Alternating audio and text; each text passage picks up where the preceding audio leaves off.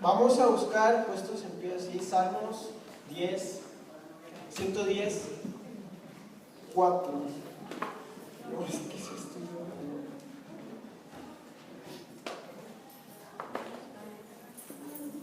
No, vamos a leerlo desde el verso 1.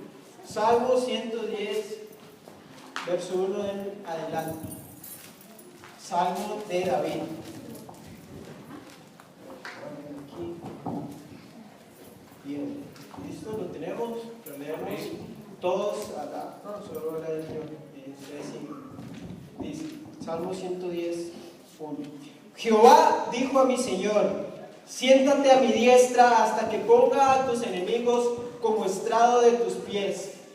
Jehová enviará desde Sion el cetro de tu poder. Domina en medio de tus enemigos. En el día de tu poder, tu pueblo se te ofrecerá voluntariamente en la hermosura de la santidad. Desde el nacimiento de la aurora tú tienes el rocío de la juventud. Jehová juró y no se retractará. Tú eres sacerdote para siempre, según el orden de Melquisedec. El Señor está a tu mano derecha, aplastará a los reyes en el día de su ira. Juzgará entre las naciones, las llenará de cadáveres, aplastará a los jefes sobre la extensa tierra, beberá del arroyo en el camino, por lo cual levantará su cabeza. Vamos a orar. Padre, le damos gracias por su palabra y le damos gracias por Jesucristo, por la iglesia local y por todo lo que nos ha dado. Le rogamos en el nombre de Jesús, Padre, que bendiga esta enseñanza y que el Espíritu Santo nos hable a través de su palabra. En el nombre de Jesús ponemos todo en sus manos. Amén. Amén. Bien, puede sentarse.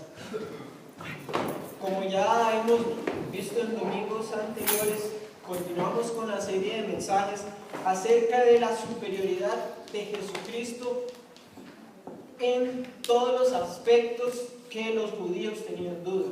Recuerden que 35 años de cristianismo ya han transcurrido. Hay hermanos sumamente viejos en el Evangelio, pero aparentemente no maduros en el Evangelio, y que tenían todas estas ideas en la cabeza, todas estas ideas hebreas y todas estas ideas semitas que no los podían permitir madurar.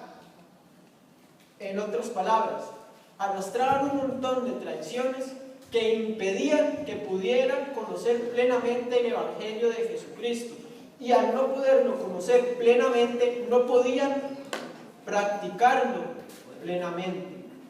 Por eso el escritor de Hebreos dedica esta carta para refutar todas estas ideas tradicionales, estas ideas conservadoras hebreas, y que los hermanos, por lo tanto, pudieran proceder a la maduración, al crecimiento y a la sana práctica del cristianismo, tal y como lo vemos en la palabra. Bueno, ¿cuáles ideas estaban insertadas en la cabecita de estos hermanos? Bien, que los profetas para los hebreos eran, bueno, algo sublime. ¿Como cuáles? Porque para nosotros un profeta, sí, Jeremías, habló cosas demasiado bonitas. Pero es que, hermanos, entendamos algo. Jeremías era tal profeta que cuando sucedió que Babilonia llegó y puso a Jeremías en el lugar que le correspondía.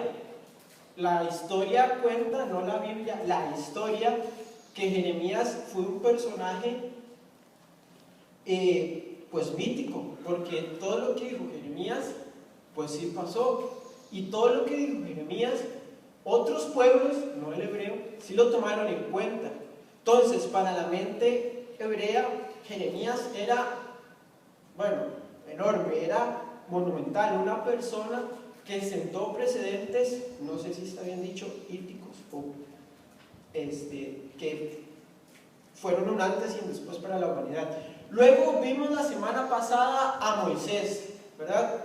Ese personaje que pasó de ser un personaje histórico a un personaje mítico, ¿verdad? Sí sabemos lo que es mítico. Y yo quiero aquí hacer, ¿verdad?, un recurso aclaratorio. No es que Moisés era un mito, No, Moisés fue un personaje histórico con un papel importantísimo, ¿verdad? Porque él es ministro de la condenación. Sin embargo, así como sucedió con Juan Calvino y los calvinistas endiosaron a Calvino, bien, algunos hebreos, la gran mayoría, endiosó a Moisés y lo transformó en un personaje mítico, en un personaje que pues no le corresponde el lugar que le estaban dando. Y entonces no podían ver más allá de Moisés, no podían ver a Jesucristo más allá de Moisés, porque para ellos Moisés era el tope. Por eso se dice que Moisés fue visto como un personaje mítico. Bien, hoy vamos a ver otro personaje que fue un personaje histórico, fue muy importante. Él hizo grandes cosas para el servicio de Jesucristo, de él aprendemos mucho, tenemos que verlo tal y como es, que sin embargo los hebreos lo hicieron también un mito, y es Aarón. Busquemos Hebreos 5, 1 al 10.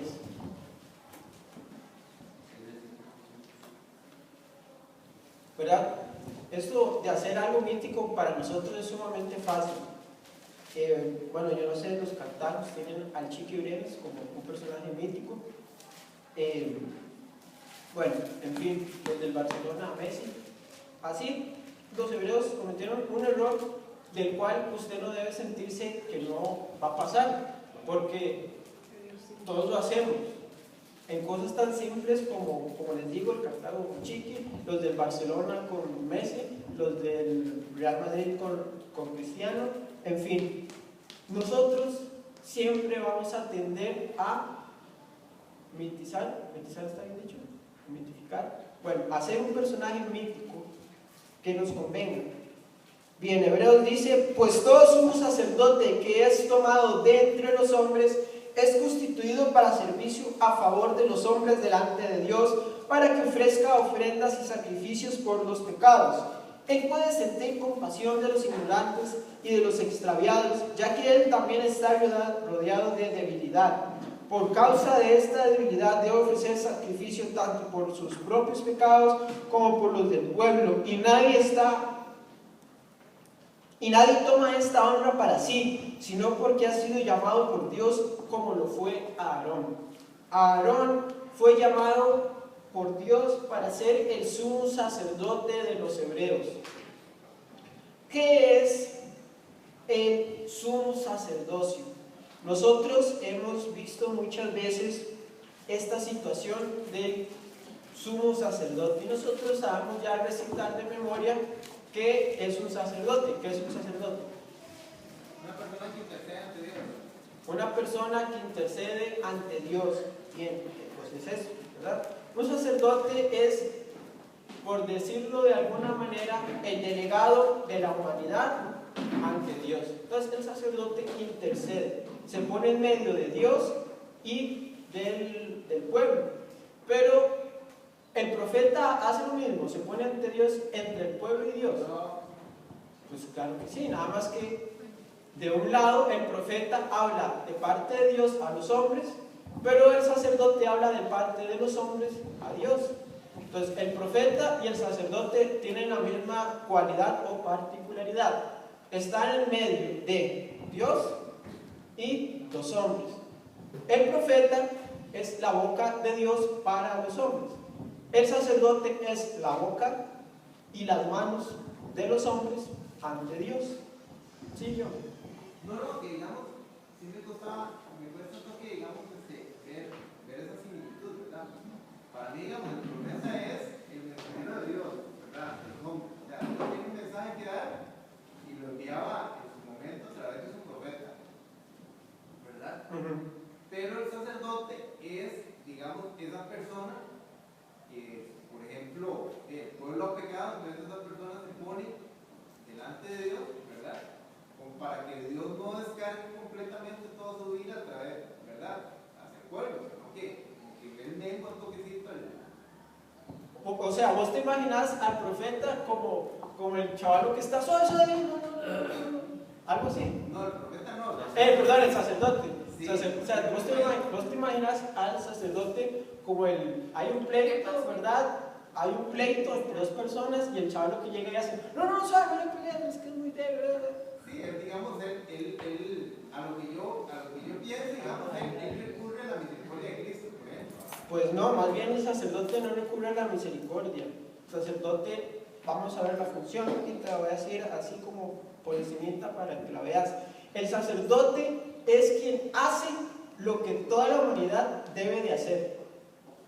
Por ejemplo, nosotros votamos por un presidente, ¿verdad? Y diputados y todo eso, bla, bla, bla. Bien. El presidente hace todas las cosas para el beneficio del pueblo.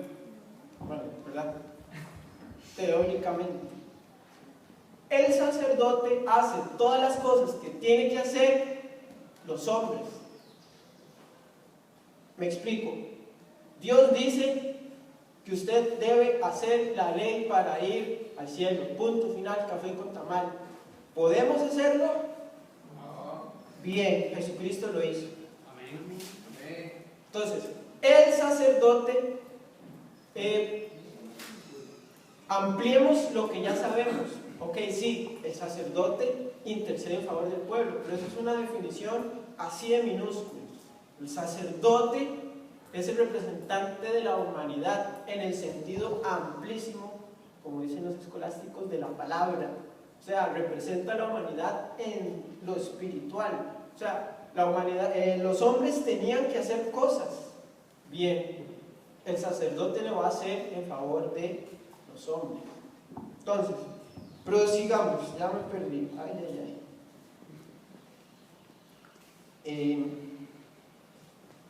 Ok, sí. Dios llamó a Aarón como sumo sacerdote del pueblo hebreo.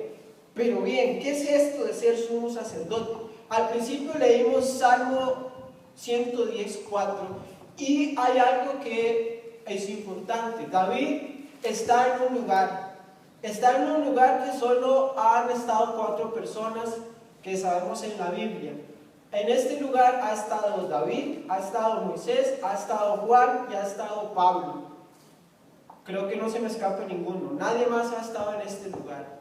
Y es el templo el verdadero templo, el templo celestial. David vio el sumo sacerdote eterno. Es decir, vio a Jesucristo en el templo, en el verdadero templo que es eterno. ¿A qué me refiero cuando digo eterno? Que es para siempre. Existió desde siempre y va a existir desde siempre. ¿Y qué es lo que hace este sumo sacerdote?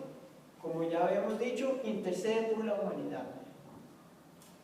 Dios, cuando hizo a Adán y toda esta cuestión, designó a Adán como sumo sacerdote de la humanidad. Pues le dijo, ve Adán, le tengo esta situación, usted va a hacer esto, esto y esto. Pero no tiene que comer de él, ¿verdad? La historia que ya sabemos. Adán no quiso ese trabajo, lo rechazó. Entonces vino Jesucristo a hacerlo. ¿Qué significa esto? Bien, cuando en Génesis 3 Jesucristo llega y hace los sacrificios, coge las pieles y viste a Adán y a Eva, ahí en ese momento Jesucristo le explica a Adán un montón de cosas, pero le explica más puntualmente que él tiene que ser ahora el sumo sacerdote delegado para todos los hombres y que él tiene que de ahora en adelante explicarle a sus hijos que tiene que haber un sumo sacerdote.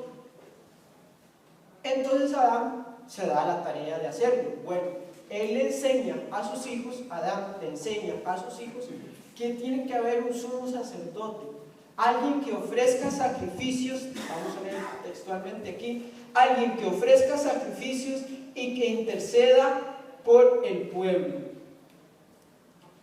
¿Qué significa esto? Alguien que esté recordando siempre a todos los hombres que tiene que haber un sacrificio y tiene que haber alguien que interceda por el pueblo.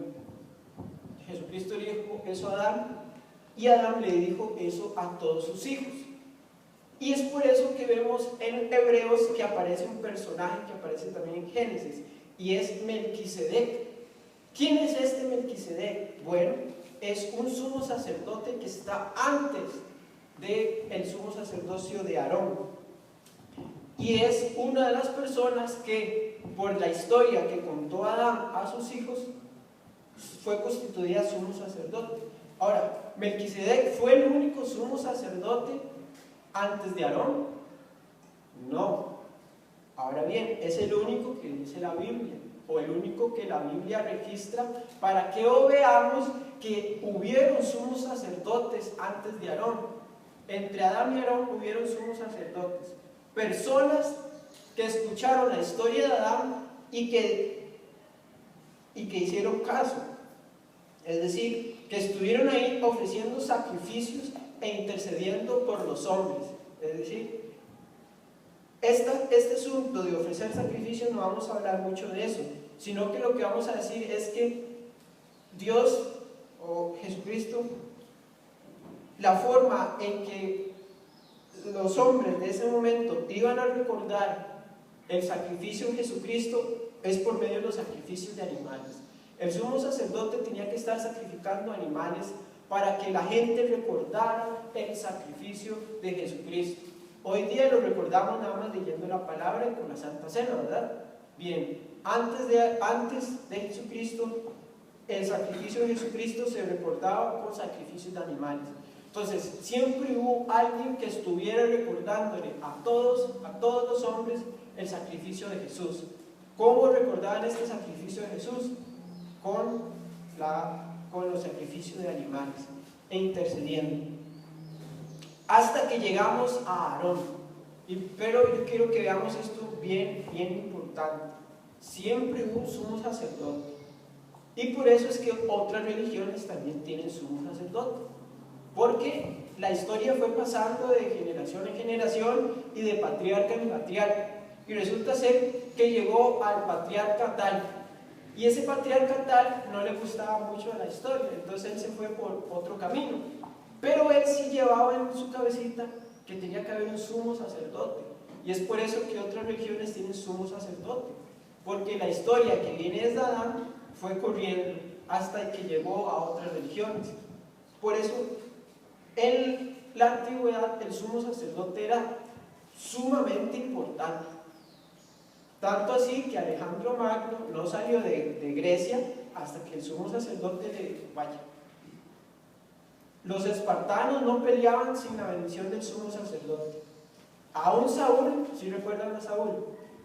Saúl no peleaba sin que Samuel le echara la bendición, por decirlo de alguna forma, ¿verdad?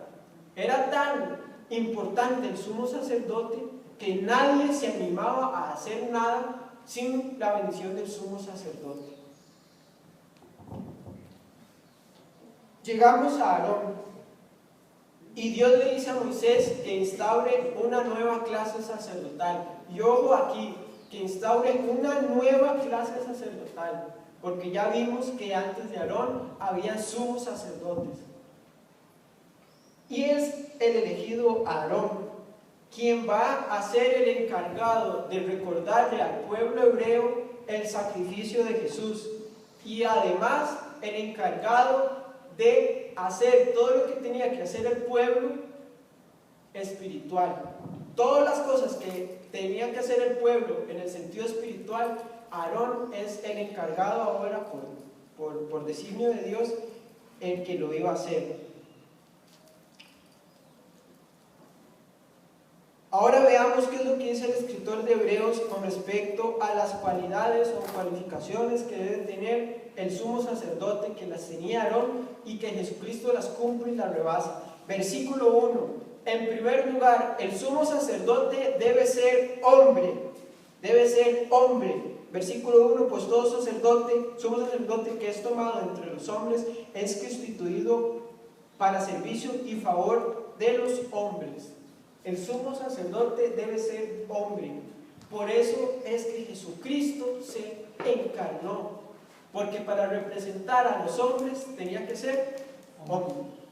Si Jesucristo no se hubiera encarnado, no nos puede salvar. Y esto es importante. En segundo lugar, El sumo sacerdote intercede por los hombres en los asuntos relacionados con Dios. Y es aquí algo que vi hasta ayer. Y de hecho lo tratamos un poco en la reunión de jóvenes, indirectamente. El sumo sacerdote solamente está limitado a representar a la humanidad en los asuntos relacionados con Dios. Limita el área en moverse en lo espiritual. No nos puede representar en cualquier otra área. Bueno, ¿cómo se come esta cosa? Jesucristo, nuestro sumo sacerdote, solo nos representa en la cuestión de espiritual. Es decir, Él se encarga de nuestros pecados, pero nunca Jesucristo se va a encargar de su carácter. Jesucristo, como sumo sacerdote, lo representa a usted ante Dios por sus pecados. Es decir, Jesucristo le quita sus pecados, toda la historia que ya conocemos. Pero el sumo sacerdocio no tiene que ver con otras áreas. Si usted va a llegar ante Dios y le va a decir, pero es que yo no sabía que el carácter, yo no sabía tal cosa, pues Dios le va a decir, pues no. ¿A qué me refiero con esto? Nosotros como personas individuales, libres y responsables, tenemos la responsabilidad de hacer un carácter. También somos responsables de nuestros actos. Toda persona que crea que ya porque es cristiano va a llegar al paraíso y va a recibir un montón de bendiciones, está equivocada. Porque el sumo sacerdote solo nos representa en lo tocante a lo espiritual y a los pecados. Jesucristo no nos representa en cuanto a carácter ni a las acciones que hagamos. ¿Se entendió la idea? Porque hay gente que piensa eso. Hay gente que piensa que porque ya es cristiano tiene el cielo y todas las bendiciones ganadas. Y pues no lo es. El sumo sacerdote, sí. No, o sea, en otras palabras, digamos, un más claro, cada persona es responsable, ¿verdad?, de sus actos. Ajá. ¿Verdad? Y las consecuencias que generan cada uno de sus actos. ¿Verdad? Correcto. O sea, no porque somos cristianos, no vamos a recibir la retribución de una mala obra, ¿verdad? Por ejemplo. Correcto. Usted llega y se mete con una prostituta, lo más seguro es que le va a pegar sida. Correcto. ¿Verdad? No por ser cristiano, estás exento de cualquier tipo de maldición y cualquier cosa rara. ¿Verdad? Ajá, exacto. O sea, no porque Jesucristo sea nuestro sumo sacerdote, sí, bueno. Para eso está aquel versículo que dice: la fe sin obras está muerta. Ajá, no porque seamos cristianos vamos a esperar un montón de bendiciones, o viceversa, o muchas cosas, ¿verdad? No porque nuestro sumo sacerdote sea Jesucristo, vamos a obtener un montón de cosas, no porque nuestro sumo sacerdote sea Jesucristo, es que ya vamos a llegar al cielo y todo va a ser, como dice la canción, color de rosa. ¿Cómo es que dice la canción? Sí, sí, hay una canción. Cuán gloriosa será la mañana. Cuán gloriosa será la... No es que es color de rosa. Bueno, es una estrofa. En tercer lugar, el sumo sacerdote presenta ofrendas y sacrificios por los pecados a fin de que Dios quede aplacado y los hombres puedan tener comunión con el Dios 3 veces santo. ¿Qué significa esto de ofrecer sacrificios y presentar ofrendas para que Dios quede aplacado? Bien, y esto es lo más importante porque aquí es donde decimos que el sacrificio de Jesús es eterno. Resulta ser que el sacrificio de Jesucristo, que es eterno, cubre una acción. ¿Cuál es la acción que cubre? Ayer que no leí la Biblia, o lo que cubre es que Jesucristo tapa lo que hizo Adán. Jesús, con su sacrificio, tapa lo que hizo Adán o tapa el día que le dice una mala palabra a mi mamá. ¿Dónde es que el sacrificio es eterno? Bien, decimos que el sacrificio de Jesucristo es eterno porque es el que soluciona el problema que originó Adán. Decimos que el sacrificio de Jesús es eterno por esta situación. El sacrificio de Jesús viene a sufragar la ofensa que hizo Adán. Y como fue una, el sacrificio es uno. Y como la ofensa fue eterna, el sacrificio también lo es. El sacrificio de Jesucristo viene a solventar ese problema. Ese problema que ocasionó Adán vino ¿cómo se llama? Vino a dar a la luz todos los pecados que nosotros hacemos. Pero el sacrificio de Jesús viene y tapa eso que hizo Adán. Ahora bien, ¿qué pasa con todo lo que estamos haciendo nosotros día a día? ¿Quién lo tapa? Jesús, claramente, con su sangre, con la vida que Él llevó y con su sangre derramada. Él presenta eso que tapó a Adán y automáticamente tapa todo lo demás. Por eso decimos que la expiación de Jesucristo es la única y suficiente para la remisión de pecados, porque al tapar la torta original, tapa la consecuencia de todo lo demás. Pero como el sacrificio es uno porque la ofensa fue la que hizo Adán. Es por eso que decimos que el sacrificio de Jesús es uno y es eterno. Los sacrificios que hacía Aarón eran muchos, eran muchísimos, pero básicamente eran uno al año. Bien, Aarón hacía uno al año, el sumo sacerdote, ¿verdad? Que entraba al lugar santísimo y tenían que amarrarlo porque si caía muerto sacarlo y toda la cuestión. Bien, el que hizo Jesús es uno. Aarón hacía muchos, Jesús solo hizo uno. Versículo 2, la compasión. Aquí se usa, veamos el versículo 2, dice, Él puede sentir compasión.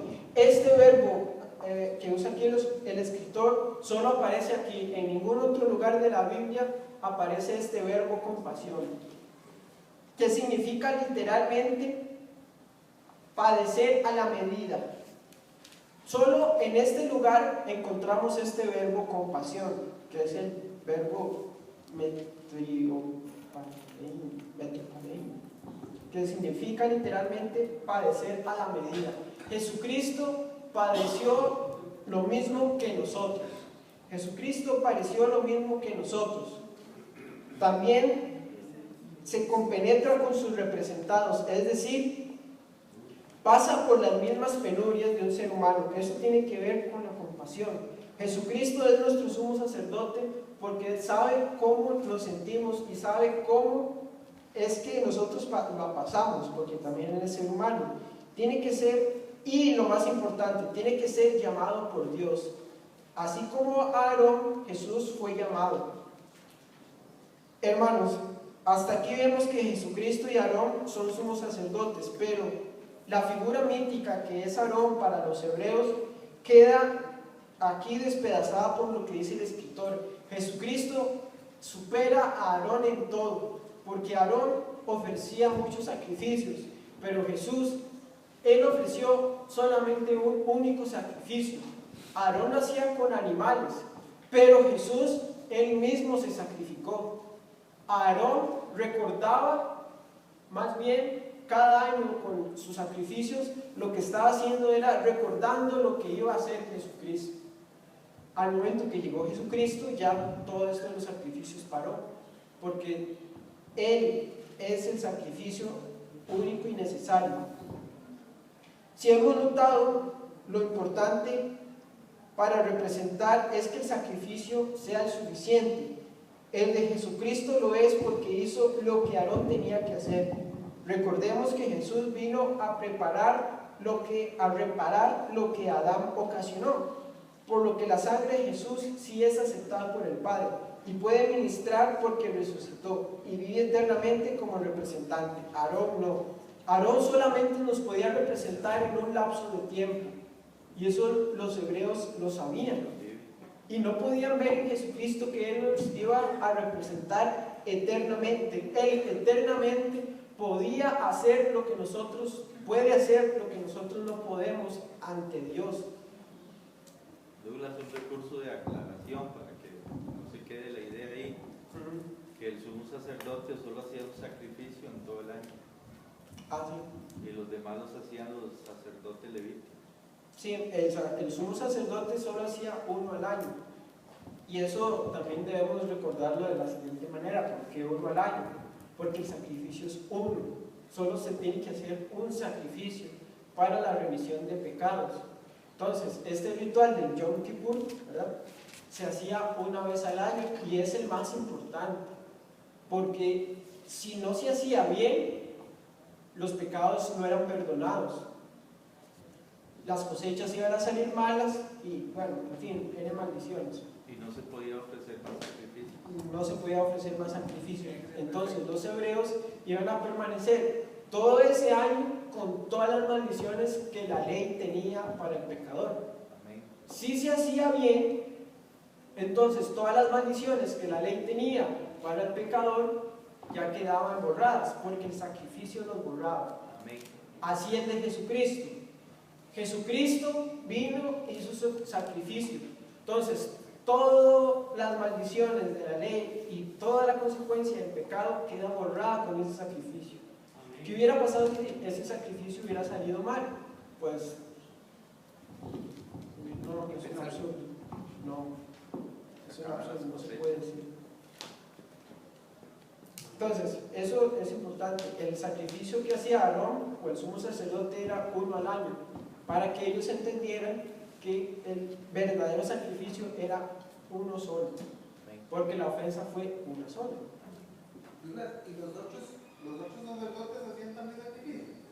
Sí, Pero bajo el del sumo sacerdote. sí, pero es que, digamos, los demás sacrificios se hacían porque el sacrificio que el sumo sacerdote hizo fue correcto. Es decir, llegaba el sumo sacerdote y iniciaba el Yom Kippur y sacrificaba la víctima y entraba al lugar santísimo, ponía la sangre sobre el altar y toda la cuestión y los inciensos, ¿verdad? Si eso salía bien, el resto del año los levitas podían ofrecer esos sacrificios pequeños, digamos, Que eran por la culpa. que eran por la culpa. Ah, bueno, también entonces aclaremos eso. Los sacrificios que hacían los levitas eran para la culpa, Amén. no eran para perdonar el pecado. Amén. El sacrificio que se utilizaba para perdonar los pecados era el que hacía el sumo sacerdote. Amén. Sí. Si ese sacrificio que hacía el sumo sacerdote salía bien, entonces ya los pecados estaban borrados. Los pecados estaban borrados Pero por un año. por un año. ¿De todo el pueblo? De todo el pueblo, sí. Es que esta es la cuestión del sumo sacerdote. Imagínese yo que usted debe hacer las cosas para que sus pecados se perdonen. Pero ¿es usted capaz?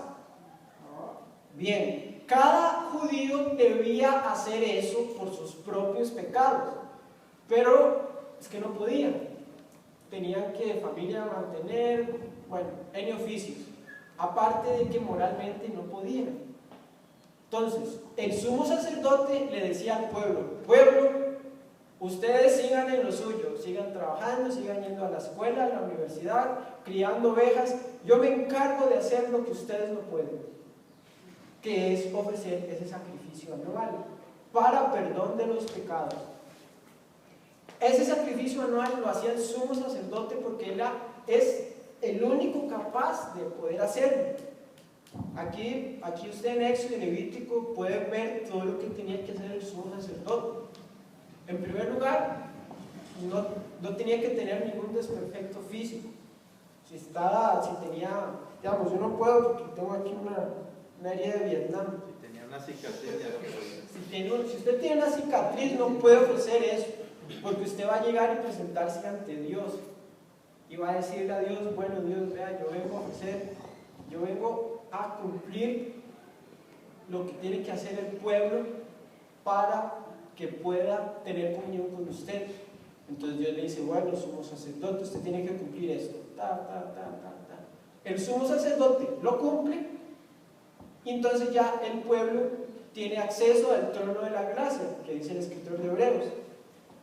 Ahora, hecho ese sacrificio, El judío promedio, el judío común, llegaba y se jalaba una torta y la culpa llegaba y lo atacaba.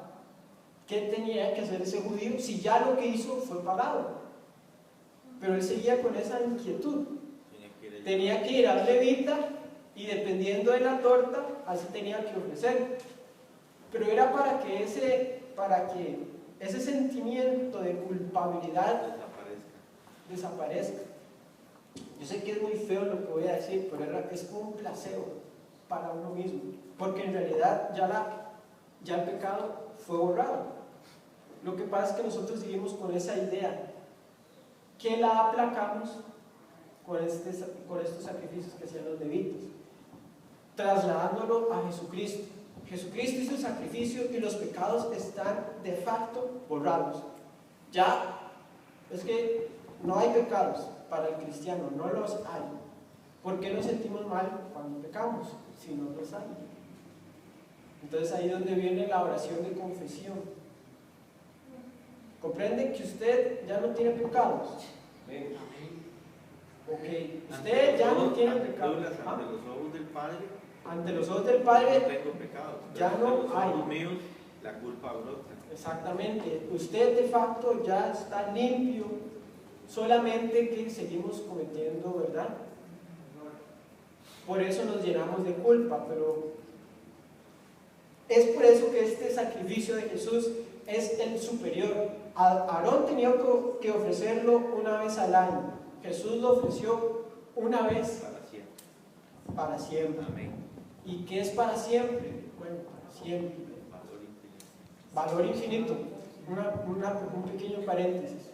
Imagine que el planeta Tierra es una bola gigante de metal y que cada 100 años llega una mosca a pararse sobre esa bola. Cuando esa bola llega a desaparecer por el roce de las patas de esa mosca con la bola de metal, ahí es donde inicia la eternidad. Bien, Jesús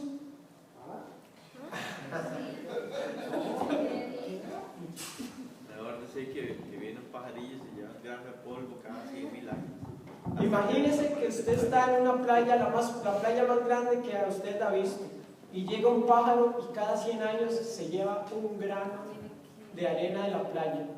Cuando ese pájaro haya terminado de llevarse todos los granos de arena, ahí empieza la eternidad.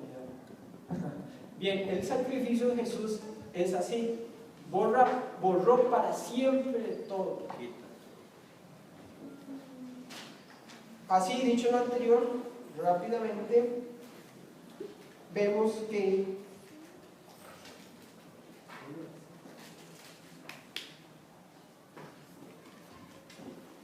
Douglas, ahí, bueno, por una aclaración también. Entonces, el único sacrificio que hacía el linaje de Aarón tenía valor solo por un año y luego tenía que volver a hacer otro, ¿no? exactamente, el sacrificio que hacía Aarón tenía valor por un año. Vigencia de un año. Recuerde que habían 24 clases sacerdotales, algo así, ¿verdad? Bien, la de Aarón era la que fungía como sumo sacerdote, es decir, hacía el sacrificio que durara un año. Jesucristo es en realidad el verdadero sumo sacerdote. ¿Recuerdan cuando vimos lo de los profetas? Hay muchos profetas, pero en realidad el profeta es Jesús. Han habido muchos sumos sacerdotes, es decir, muchas personas que han representado a la humanidad delante de Dios, pero en realidad el verdadero sumo sacerdote, que es el que vio David en el Salmo 110:4, es Jesucristo. Jesucristo es el verdadero, es el único que representa a la humanidad. Cuando decimos representa, es el único que puede hacer todas las cosas que los hombres necesitan hacer para tener acceso a Dios. Digamos, todos nosotros no podemos cumplir la ley de Moisés. Entonces, ¿quién la puede cumplir? Jesús. En el momento, Aarón era el que supuestamente la cumplía. Por eso, no la cumplía, pero digamos, es el que más se acercaba. y por eso es el que podía ofrecer ese sacrificio anual. Jesucristo sí cumplió toda la ley cabalmente, por eso es el único que puede representarnos. Es como que Jesús llegue y dice, yo cumplí la ley, y yo digo, Douglas dice, yo también la cumplí, pero en realidad la cumplió Jesucristo por mí, como verdad cuando copiamos las tareas en el colegio, llegaba el más inteligente, la hacía, y uno nada más llegaba y la copiaba. ¿Quién la hizo? ¿El inteligente o yo? Jesucristo nos hizo la tarea. ¿Capizo? Tenemos bien, hermanos, entonces vemos aquí que Jesús es superior a Aarón. ¿Cómo lo demuestra el escritor de Hebreos? Él cita en Hebreos 10:6 eso que vio David, a Jesucristo como sumo sacerdote eterno, y porque él describe todo lo que tenía que ser un sumo sacerdote, Jesucristo lo era. Todo lo que tenía que ser un sumo sacerdote, Jesucristo lo hizo, con la salvedad de que lo hizo para siempre. Jesucristo hizo para siempre lo que Aarón y los hijos de Aarón tenían que hacer año con año. El hebreo sabía eso, que el sacrificio era año a año, y ahora el escritor de Hebreos les dice, Jesús lo hizo, pero para siempre. Una vez y para siempre. Y gracias a eso que hizo Jesucristo, nosotros tenemos conexión con Dios. Sin el sumo sacerdote, los hombres no tienen conexión con Dios. Sin el sumo sacerdote, los hombres no tienen conexión con Dios. Hebreos 10:10. Dice, y fue proclamado por Dios sumo sacerdote según el orden de Melquisedec. Aarón fue llamado por Dios directamente. Jesús fue llamado también por Dios, y cuando decimos Dios estamos diciendo que las tres personas de la Trinidad decidieron que Jesús fuera el sumo sacerdote según el orden de Melquisedec. Este orden es anterior a Aarón. Recuerde que antes de Aarón había sumos sacerdotes. No sabemos cuántos, no sabemos de qué clase, no sabemos de qué orden. Lo que interesa es que Jesús es del orden de Melquisedec, que está antes de Aarón. Y que esto nos demuestra que lo que Jesucristo habló con Adán se mantuvo, aún después. Y siguió y siguió, aún hasta llegar a Aarón. ¿Sí? ¿Qué se sabe de Melquisedec? La Biblia dice que él no tuvo ni padre ni madre. Se sabe exactamente lo que se tiene que saber, que es lo importante. Se sabe que no tiene ni padre ni madre ni descendencia, no se sabe qué hay antes ni hay después. Eso es justamente lo que tenemos que saber. Que Abraham le dio los 10. ¿Cómo? Él no era Cristo en la tierra. Muchos dicen que era una teofanía, como cuando Jesucristo se le aparece a Josué, ¿verdad? Porque recordemos algo, que tal vez aquí nos desviamos un poco, pero Jesús siempre ha tenido la forma de humano. Entonces él aparecía antes de la encarnación como en forma de humano. Entonces muchos dicen que este Melquisedec era el mismo Jesús, que llegó a la tierra e instauró directamente él este orden sacerdotal. Así como cuando se le presentó a Josué, que Josué le dice, ¿usted qué? ¿Viene en contra mía o a favor? Y Jesús le dice, tranquilo, que no es a su favor. Y se le presenta como con forma de humano. El tercio de ángeles que rechazó a Jesús en el cielo es porque vieron a Jesús y dijeron, pero a este ¿qué le pasa? Es un hombrecillo ahí. Recuerde que David en Salmo 110:4 llegó a un lugar en donde solo 4 seres humanos han estado, y él vio a Jesús en el santuario Del cielo. del cielo, que es el santuario eterno. Recuerde que eterno es algo que no podemos comprender, No hecho por humanos. no hecho por humanos. Que eterno es algo que, digamos, el tiempo está dentro de la creación, nosotros estamos dentro de la creación, pero Dios no tiene tiempo, está fuera de la creación, por siempre eso.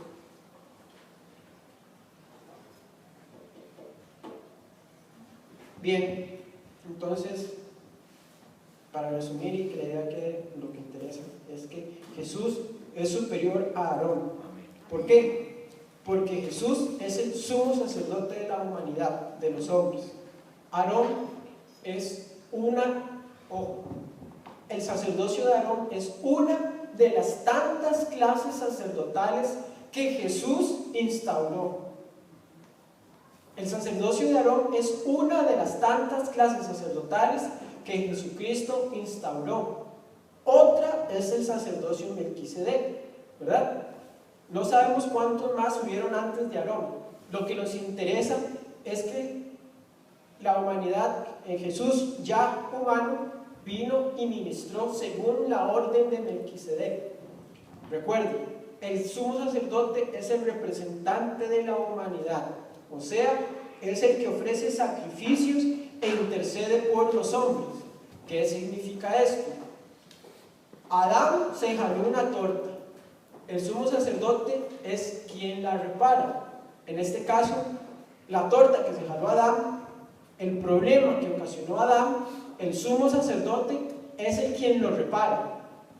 Nos toca a cada uno de nosotros reparar eso. ¿Podemos? Bien. Entonces el sumo sacerdote lo hace. En resumidas cuentas, el sumo sacerdote es quien hace lo que los hombres deben hacer delante de Dios. Digamos, como para reforzar esa exposición, Ajá. Melquisedec tenía los 3 oficios. Sí, Melquisedec era rey de Salem. Era sumo sacerdote porque Abraham le ofrece el diezmo de lo que ganó. Y también era profeta porque le hablaba al pueblo las palabras de Dios. Por eso es que, bueno, personalmente yo soy de los que pienso que en efecto Melquisedec era una teofanía, es decir, era Jesucristo, que vino a la tierra, pero en forma de humano, no siendo humano, ¿verdad? E instauró él directamente esta clase sacerdotal, que ofrece sacrificios e intercede por el pueblo. Aquí esta lección es muy buena para que la tengan, ¿verdad?